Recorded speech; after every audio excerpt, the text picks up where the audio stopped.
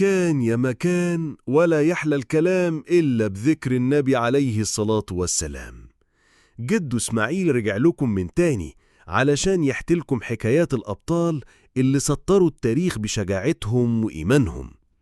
إحنا بنسمع قصصهم مش بس علشان نتسلى، لأ، علشان نتعلم منهم ونتربى على شجاعتهم ونكون زيهم بإذن الله. وساعتها نقدر كلنا نكون جنود في طريق تحرير غزة وفلسطين من اليهود الظالمين المعتدين، ونرجع الأرض لأهلها والحق لأصحابه.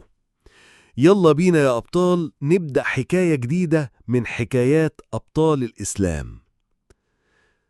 قصة الصحابي الجليل خالد بن الوليد رضي الله عنه، اللي لقبه النبي صلى الله عليه وسلم بسيف الله المسلول.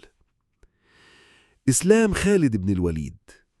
خالد بن الوليد ما دخلش الإسلام من أول يوم، لأ، ده اتأخر شوية، لكن قلبه كان دايما بيدق بالحيرة، وكل مرة يدخل حرب ضد المسلمين كان يحس إن في حاجة غريبة، إن ده مش جيش عادي، ده جيش رباني. وبعد صلح الحديبية عرف إن النبي صلى الله عليه وسلم بيسأل عليه وبيتمنى يكون مسلم، فساعتها قلبه اتملى بالفرحة وراح بنفسه للنبي وأسلم. والنبي صلى الله عليه وسلم قال عنه: نعم عبد الله خالد بن الوليد، سيف من سيوف الله. وعبقريته العسكرية. خالد كان ذكي وشجاع قوي، وكان عنده قدرة عجيبة في قيادة الجيوش. عمره ما خسر معركة قادها. لما استشهد قادة الجيش المسلمين في معركة مؤتة، مسك هو الراية وغير خطة القتال ورجع بالجيش سالم للمدينة. وبيقول عن المعركة دي: لقد انقطعت في يدي يوم مؤتة 9 أسياف، فما بقي في يدي إلا صفيحة يمانية. وفي معركة حنين اتصاب إصابة جديدة، والنبي صلى الله عليه وسلم جه ونفث على جرحه فشفاه ربنا. وشارك في فتح مكة وتبوك ومعارك كتير تانية بعد وفاة النبي، زي معركة اليمامة اللي انتصر فيها على مسيلمة الكذاب.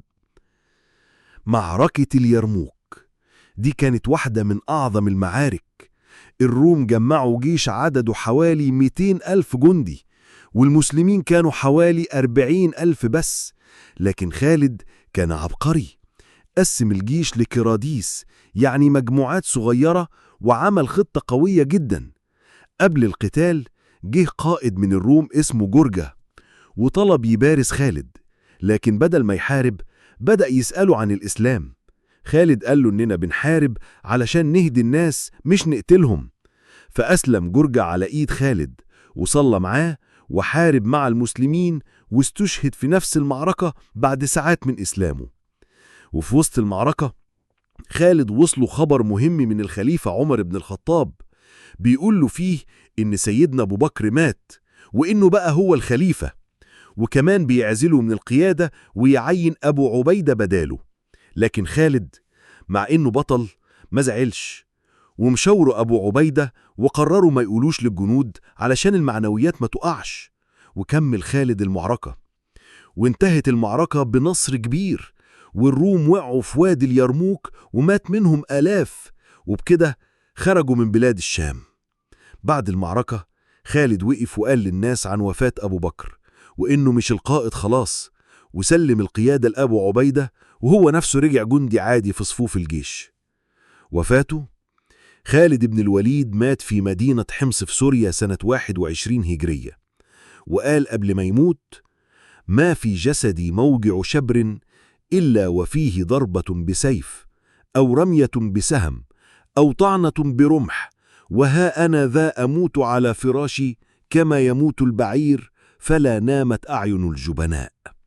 يعني رغم كل المعارك اللي خاضها، ربنا ما كتبلوش الشهادة في ميدان القتال، لكنه فضل بطل لآخر لحظة، وكان آخر حاجة سابها سيفه ودرعه، واتبرع بيهم لوجه الله.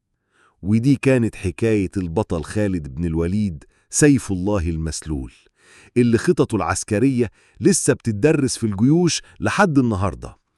استنوني يا أبطال في حكاية جديدة من حكايات جده إسماعيل.